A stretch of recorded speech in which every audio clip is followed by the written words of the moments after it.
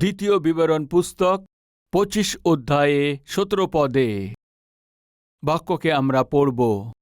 স্মরণে রাখিও, মিশর হইতে তোমরা যখন বাহির হইয়া আসিয়াছিলে, তখন পথে তোমার প্রতি অমলেক কি করিল? তোমার শ্রান্তি ও ক্লান্তি সময়ে সে কি প্রকার তোমার সহিত পথে মিলিয়া তোমার পশ্চাৎবর্তী দুর্বল লোক সকলকে আক্রমণ করিল, আর সে ঈশ্বরকে ভয় করিল না। অতএব তোমার ঈশ্বর সদাপ্রভু যে দেশ অধিকারের জন্য তোমাকে দিয়েছেন, সেই দেশে তোমার ঈশ্বর সদাপ্রভু চারিদিকে সকল শত্রু হইতে তোমাকে বিশ্রাম দিলে পর তুমি আকাশমণ্ডলের নিচে হইতে অমলেকের স্মৃতি লোপ করিবে। ইয়া ভুলিয়া যাইও না। এটা ভুলবেন না। ঈশ্বরের মনেতে অমলেকদেরকে বিষয়তে এক কঠিন তিক্তাক্ত হৃদয় মনে থেকে গেছে। ভাই, আমরা দেখতে পাই অনেক সময় আমাদের মনের মধ্যে কঠিন অনুভব থেকে যায়। যারা আমাদের জীবনে মন্দ করে ও আমাদের মনের মধ্যে কঠিন অনুভবকে ছেড়ে যায়। আমার কথা আপনি বুঝতে পারছেন? যে আপনার সাথে মন্দ কাজ করেছেন, যে আপনাকে ক্ষতি করে দিয়েছেন, যে আপনার হৃদয়ে আঘাত করেছেন, সে আপনার মনেতে এক কঠিন অনুভব সবসময় মনের মধ্যে রেখে যায়। আমি একটা উদাহরণ বলছি। এক ব্রাদার আমার কাছে এসছেন। আমার কাছে এসে বলছেন, আমার মেয়ের বিবাহ আছে, অর্থনৈতিকভাবে আমাকে সাহায্য করবেন কি, এভাবে অনুরোধ করেছেন। ভাই, ও একজন সেবক ছিল, এই জন্য সহকর্মী আছে, এই জন্য কিছু সাহায্য করা এ আমার দায়িত্ব আছে। এই জন্য আমি ওনার মেয়ের বিবাহের জন্য অর্থনৈতিক সাহায্য চেয়েছেন, এই জন্য আমি বারণ করিনি, এই জন্য আমি তাকে সাহায্য করেছি। খুব আনন্দের সঙ্গে তার মেয়েকে বিবাহ দিয়েছেন।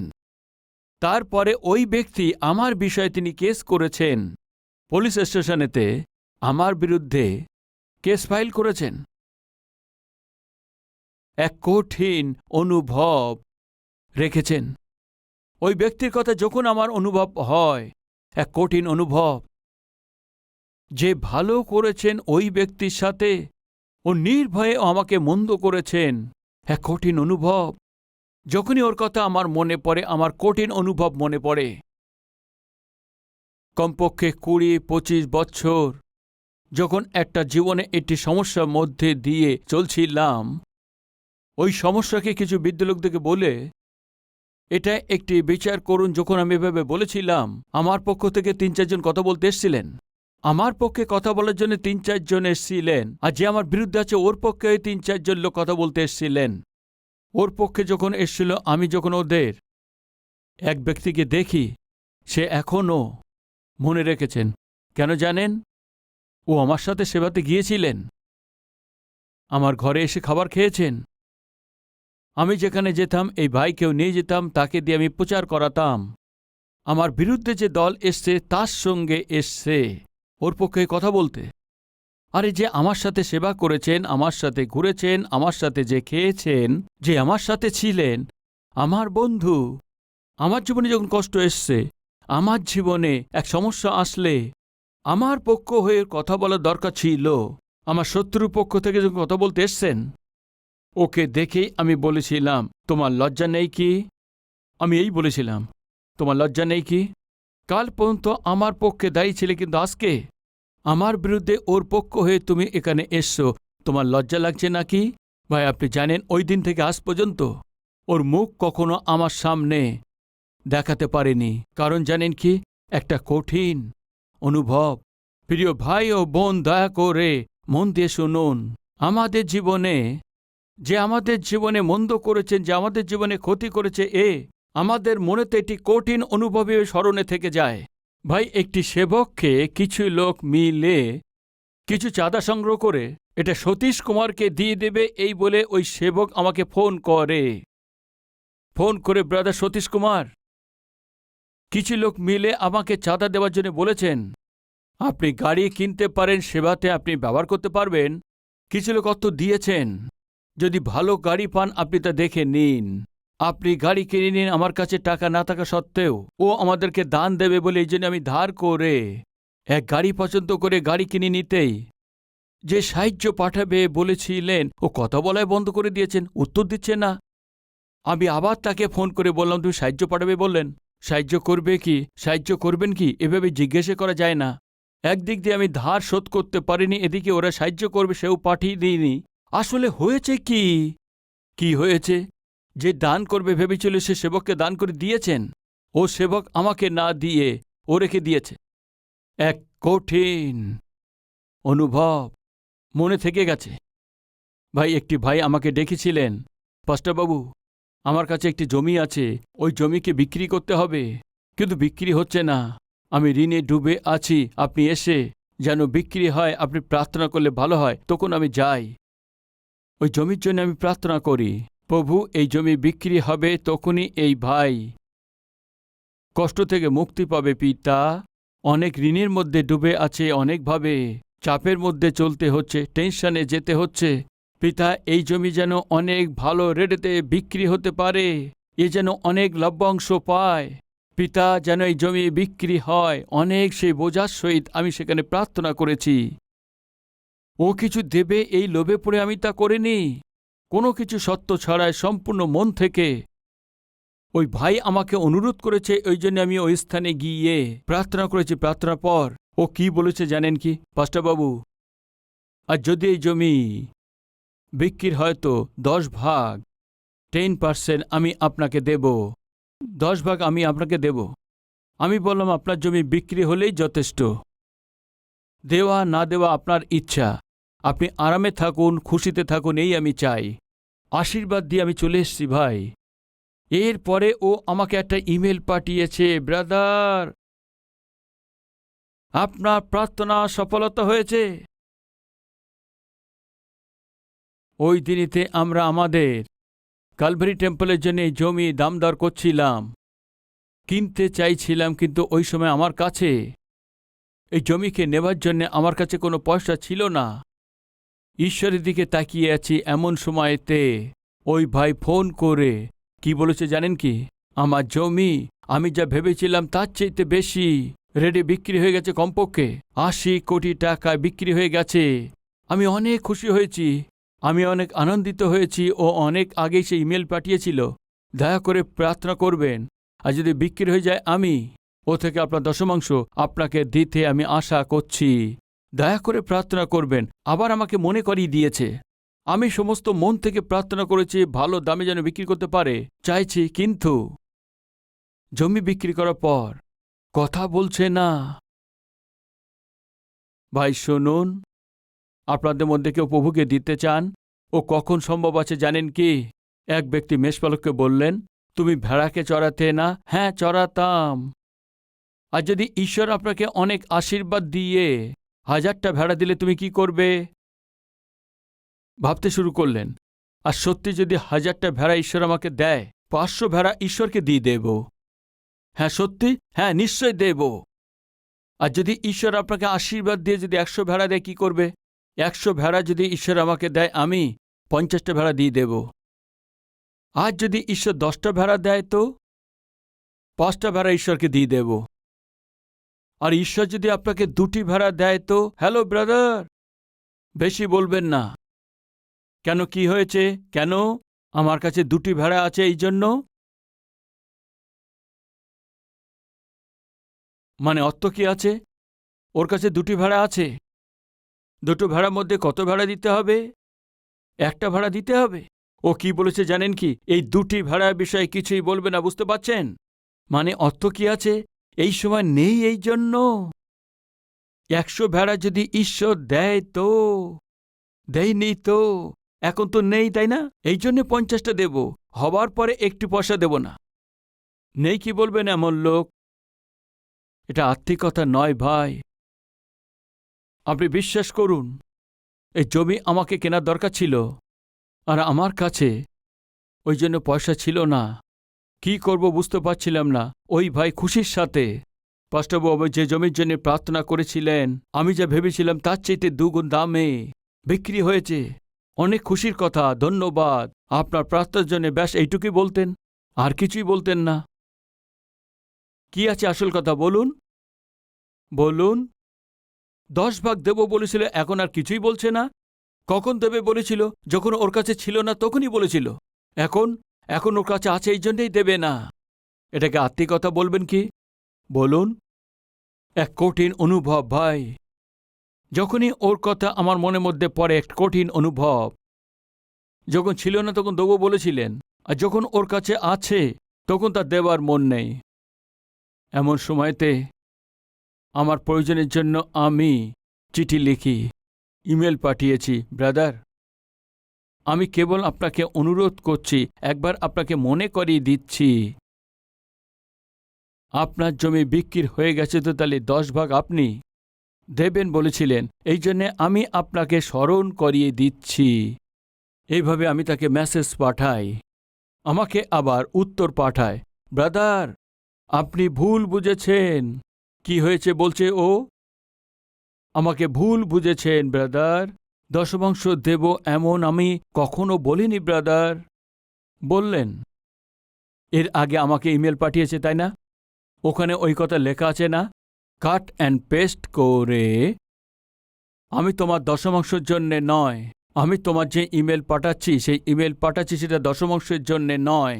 আপনি আমাকে মিথ্যে বলবেন না। কাট অ্যান্ড পেস্ট করে আমি তাকে ওই ইমেল পাঠিয়ে দিই। ও ব্যক্তি আমার জন্য একটা কঠিন অনুভব হয়ে থেকে গেছে। প্রিয় ভাই ও বোন, আমাদের জীবনে এভাবে কঠিন অনুভবকে অনেক লোকরা ছেড়ে চলে যায়। এ ঠিক আছে, কিন্তু আপনার জীবনে কারোর কাছেই আপনি কঠিন অনুভব রূপে বলুন, জোরে বলুন, থাকবেন না। শুনছেন বোন, শুনছেন ভাই? একদিন একটি ভাই আমার কাছে আসার পর বলতে শুরু করলেন, পাস্টার বাবু আপনারই লোক আছে 5 লক্ষ টাকা নিয়েছেন। বললে আমি যন্ত্রণায় পড়ে গেছি। আপনারই লোক আছে বলে কে আছে? আমার সন্তানের সময় ছোট ছিল, 10 বছর থেকে 13 বছরের মধ্যে ছিল। নিজের লোক বলছে, আমি ভয় পেয়েছি। এত ছোট সন্তান 5 লক্ষ টাকা কিভাবে নিয়েছে ভেবে। দান ব্রাদার, এত রাগ করবেন না। আপনার লোক বলতে কে আছে? ওই দেখুন আপনারই লোক আছে। আরে আপনারই লোক আছে তা কে আছে? ওই আপনাদের খ্রিস্টান লোক আছে। ও হো, আমাদের খ্রিস্টান আছে। হ্যাঁ, তা বলুন, তা কি হয়েছে? না কিছু না ব্রাদার, ও আমাদেরকে অনেক ভরসা দিয়েছিল, অনেক মিষ্টি কথা বলেছিল, অনেক মিষ্টি কথা বলেছিলেন। জানেন কি, 6 মাসের মধ্যে 5 লক্ষ টাকা নিয়ে 10 লক্ষ টাকা দেবে বললেন। ভরসা করে ওর হাতে তুলে দিতেই ঘরে তালা দিয়ে চলে গেছে। আপনারই লোক আছে, আবার আমারই লোক বলছেন। মানে ওর ভাবনা এই ছিল কি, আমি খ্রিস্টের প্রচারক আছি, এই জন্য আমি খ্রিস্ট লোকদেরকে নেতা আছি, খ্রিস্ট লোকদেরকে উপদেশ দিই, এই জন্য ও যদি আমাকে বলে আমি ওকে সাহায্য করব, আমি ওর জন্য প্রার্থনা করব, ফলস্বরূপ পয়সা ফিরিয়ে দেবে। এক অন্য ব্যক্তির জীবনে এক খ্রিস্টীয় ব্যক্তি কঠিন ভাবনা হিসাবে থেকে গেছে। আজ যারা এই বার্তা শুনছেন প্রিয় ভাই ও বোন, দয়া করে ধ্যান দিন। আর আমরা কেউ অন্যের জীবনেতে কঠিন অনুভব হিসেবে থেকে গেছেন কেউ আছেন কি? ভাই একটি বোন এসে বললেন, পাস্টার বাবু আমি পরিত্রাণ পেয়ে গেছি, সৃষ্টিকর্তা কে আছে আমি জানতে পেরেছি, কিন্তু যে আমাকে পরিত্রাণে নিয়ে এসছেন ওই ছেলেটি আমাকে ভরসা দিয়েছেন, অনেক আত্মিক রূপে কথা বলেছেন, খুব ভালো ব্যক্তিরূপে দেখা গেছে। তার আত্মিকতা এবং ভালো ব্যবহারকে দেখে ও আসতে বললে আমি ভবনে এসছি, আর আসার পর আপনার বাক্যের দ্বারা আমি পরিত্রাণ পেয়েছি। এসব তো ঠিক আছে, কিন্তু পাস্টারবাবু ওই ব্যক্তি আমার জীবনে একটি কঠিন অনুভব হয়ে গেছে। ভরসা দিয়েছেন, আত্মিক কথা বলেছেন, আত্মিক লোক দেখিয়েছেন, তারপরে আমাকে অধীনে নিয়ে এসছেন, আমার সাথে পাপ করে আমাকে ছেড়ে দিয়েছেন। ঈশ্বরের উপস্থিতিতে আসার পরেও এভাবে মেয়েদের জীবন নিয়ে খেলা করা কোন পন্থ ভালো আছে পাস্টারবাবু? ভাই কেউ আছেন কি আমাদের মধ্যে? যে মেয়েটি ভরসা করেছেন, যে ছেলেটি ভরসা করেছেন, তাদেরকে যারা ঠকিয়ে থাকেন, ঠকবাজ কেউ আছেন কি? আপনারা কি করছেন জানেন কি? একটি কঠিন অনুভবকে, এই কঠিন বীজকে ওদের জীবনে বুনছেন আপনার মৃত্যু পর্যন্ত। ওদের মনের মধ্যে একটি কঠিন মনোভাব রূপে থেকে যাবেন। অমলেকদের বিষয়ে সে ঈশ্বর বলেছিলেন, আমার প্রজা শোনো, অমলেকীয়রা যা করেছে ও আমার স্মরণ আছে।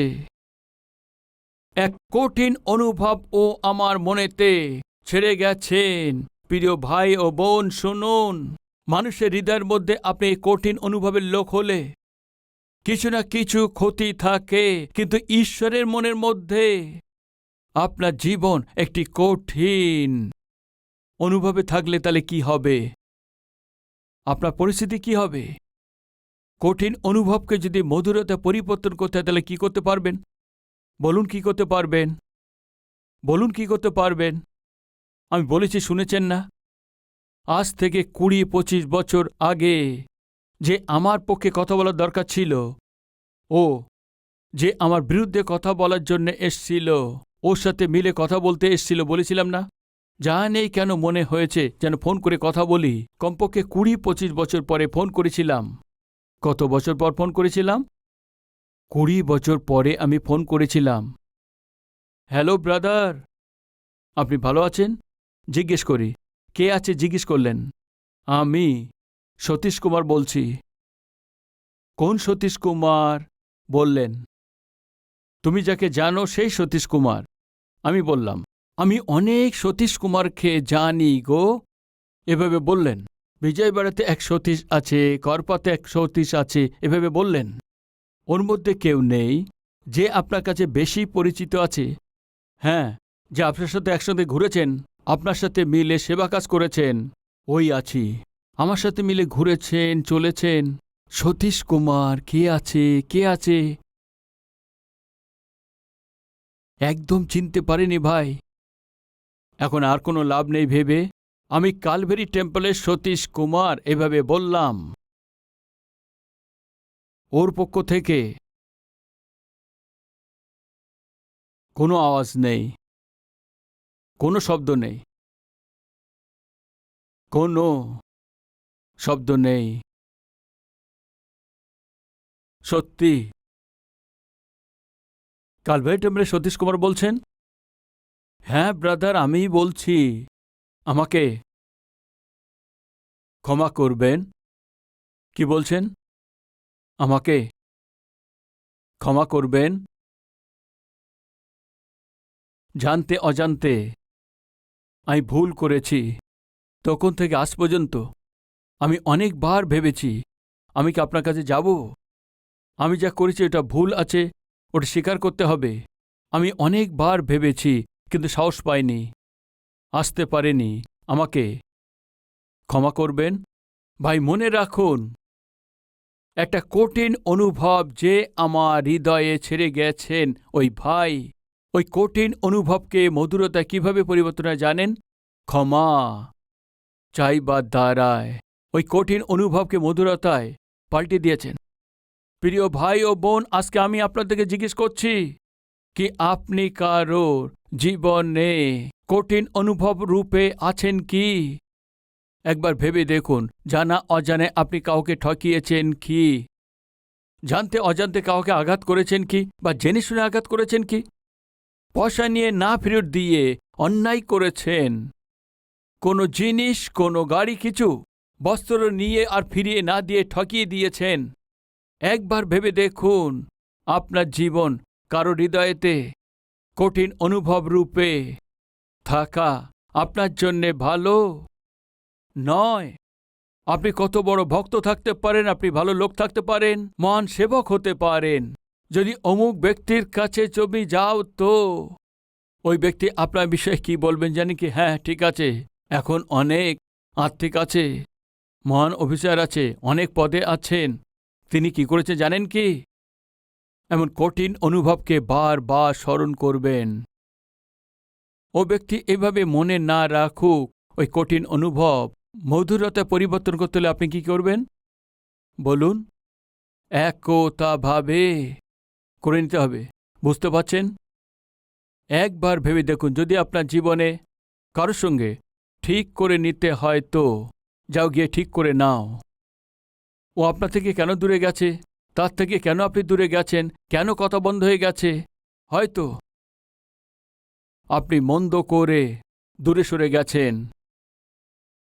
আপনি এই কঠিন অনুভব রূপে আপনি থেকে গেছেন। ফলস্বরূপ আজকে একসময় একসঙ্গে ঘুরেছিলেন, একসময় সঙ্গে থেকেছিলেন, এক সময়তে একই প্লেটে খাবার খেয়েছিলেন, একসময় মিলে একসঙ্গে সেবা করেছেন, কিন্তু আজ যদি তার হৃদয়ের মধ্যে কঠিন অনুভব রূপে থেকে গেছেন, তো এ আপনার জন্য ভালো নয়। প্রভুতে অনুরোধ করছি, আমাদের জীবনে অন্যের জন্য কঠিন অনুভব থাকতে পারে, কিন্তু অন্যের জীবনে আপনার কঠিন অনুভব রূপে থাকার অনুমতি তা নেই। তাহলে কি করবেন? আর যদি আপনি কারোর জীবনে অন্যায় করেছেন এমন অনুভব হয়, তো আপনার মনের মধ্যে এমন থাকে, তো আপনি এক হয়ে নিন। কিসের জন্য? কারোর জীবনে আপনি কঠিন অনুভব রূপে থাকুন, এটা ঠিক নয়। এই জন্যে একতা করে নিন, ব্রাদার, আমার ভুল হয়ে গেছে, আমি ভুল করেছি, আমি জেনে শুনে ভুল করেছি, ক্ষমা করুন। এইভাবে গিয়ে আপনি তার সঙ্গে সাক্ষাৎ করলে কি হবে জানেন কি? ঈশ্বর খুশি হবেন। এখন ঈশ্বর আমাদের মধ্যে মিলকে নষ্ট করা পাপ আছে। ঈশ্বরের সঙ্গে যদি আমরা মিলে থাকতে, তাহলে কি করতে হবে? আমাদের জীবনে আমরা যেটা করেছি প্রতিটি পাপকে কি করতে হবে? যাও গিয়ে ঈশ্বরের সম্মুখে স্বীকার করতে হবে। আপনি জানেন কি না, এক রাতে নিজে জানু পেতে আমার এই ছোটবেলা থেকে যতদিন আমার জ্ঞান হয়েছে ততদিন 7 বছর বয়স থেকে আমি জ্ঞান পাই, তার আগে আমি তা জানি না। আপনার মনে পড়লে তা বলুন। 7 বছর বয়সে যখন আমার জ্ঞান হয় তখন থেকে আমি যা যা ভুল কাজ করেছি আমি সেগুলো মনে করে লিস্ট করি। 7 বছর বয়সে আমি কি করেছি, 8 বছর বয়সে আমি কি করেছি, 9 বছর বয়সে আমি কি করেছি, 12 বছর, 15 বছর, 18 বছরে, 20 বছরে, 30 বছরে, প্রতিটি বছর স্মরণ করে আমি যে যে কাজ করেছি, যে যে ভুল কাজ করেছি, কিভাবে আমি ঈশ্বরকে আঘাত করেছি, প্রিয় ভাই ও বোন, আমি সমস্ত ভুলকে আমি লিখেছি। লেখার পর প্রভুর কাছে গিয়ে সমস্ত ভুল কাজগুলো তার সামনে রেখে হাত জড়ো করে ক্ষমা চেয়েছি। পিতা, জন্ম থেকে শুরু করে আজ পর্যন্ত আমি আপনার বিরুদ্ধে যে পাপ কাজ করেছি ক্ষমা করুন পিতা। এই বলার পর আমার হিসাব ঈশ্বরের সম্মুখে ঠিক করে নিয়েছি, ক্ষমা চেয়েছি। কালকের দিনে তুমি এই ক্ষমাকে চাওনি। এইভাবে ঈশ্বর আমাকে না বলুক এই ভেবে প্রতিটি পাপকে স্মরণ করে লিখে সমস্ত পাপকে ক্ষমা চেয়ে নিয়ে শেষ করেছি। ক্ষমা চাওয়ার পরে কেটে দিয়েছি, ক্ষমা চাওয়ার পরে কেটে দিয়েছি। কারণ কি আছে, আমি যেন ঈশ্বরের হৃদয়েতে কঠিন অনুভব রূপে যেন না থাকি। আমি জিজ্ঞেস করছি প্রিয় ভাই ও বোন, আমাদের মধ্যে কেউ আছেন কি যে ঈশ্বরের হৃদয়ে কঠিন অনুভব রূপে থেকে গেছেন? ঈশ্বরের মনের মধ্যে আপনি যে কঠিন অনুভব রূপে থেকে গেছেন, মধুরতায় পরিবর্তন করতে হলে আপনাকে কি করতে হবে? আপনি গিয়ে প্রভুর উপস্থিতিতে ক্ষমাকে চাইতে হবে। তখন ঈশ্বর কি করবেন? আপনার এই অধর্মকে ওই ঈশ্বর কখনো স্মরণ করবে না। আপনি আপনার সমস্ত পাপের জন্য ঈশ্বরের সম্মুখে ক্ষমা চান, তো ওই সমস্ত পাপ ঈশ্বর ক্ষমা করে দেবেন। যে বিষয়ে আমরা মিল করে নিয়েছি ওই বিষয়েও পুরানো জীবনকে তিনি একদম স্মরণ করবেন না। ঈশ্বর বললেন, অমলেক, আমার মনের মধ্যে কঠিন অনুভব আছে, ও ভালো লোক নয়। ও লোক কি করেছে আমার মনে আছে। ও যত সময় জীবিত থাকবে তোমরা শান্তি পাবে না। এই জন্য তোমরা স্থির হওয়ার পর সবচেয়ে প্রথমে কি করবেন জানো কি? অমলিকদের সম্পূর্ণভাবে নষ্ট করে দেবে। ভাই, কারো হৃদয়েতে আপনার এই কঠিন অনুভব রূপে থাকার অনুমতি নেই।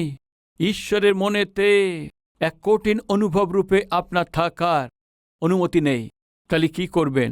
ঈশ্বর আর আপনার মধ্যে কোনো বাধা আছে তো ওই কঠিন অনুভব পরিবর্তন করার আগে কি করবেন? অনুতাপ করবেন। আবার বলছি, আমার জীবনে আমি যা ভুল করেছি সব কিছুই লেখার পর প্রভুর কাছে গিয়ে ক্ষমা চেয়ে নিয়ে ঈশ্বরের কাছে ক্ষমা চেয়ে নিয়েছি। তবে আপনার বিষয় কি আছে? প্রার্থনা করবেন। প্রত্যেকে প্রার্থনাতে সহভাগী হন।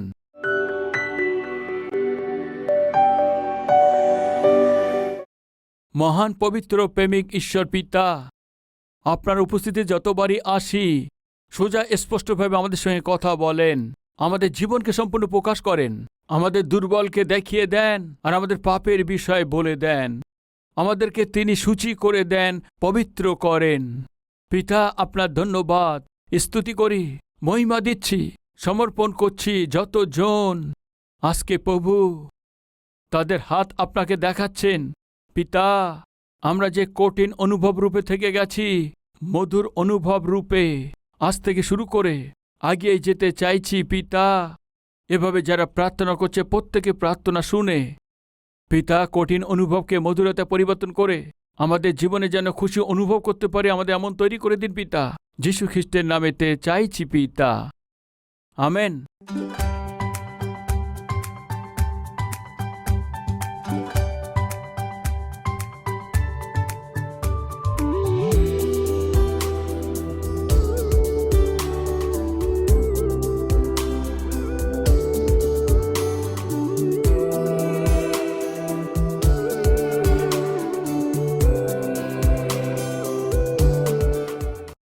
আমাদের ঠিকানা কালভেরি, পোস্টবক্স নম্বর 30, কুকুটপল্লী, হায়দ্রাবাদ 72, তেলেঙ্গানা।